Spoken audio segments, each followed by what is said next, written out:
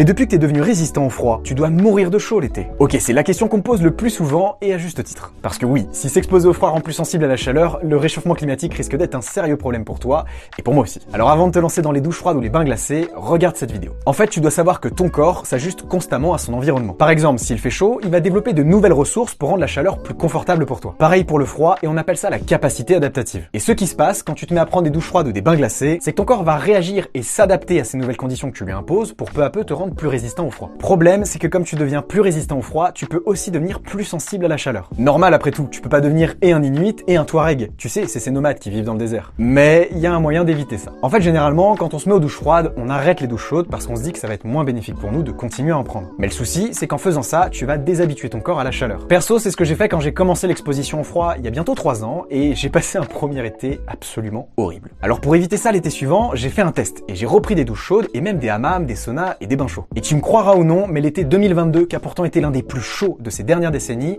je l'ai passé comme un poisson dans l'eau. Comme quoi ton corps est vraiment une machine puissante, mais seulement s'il est bien utilisé. Et si tu veux devenir résistant au froid sans les mauvais côtés, abonne-toi.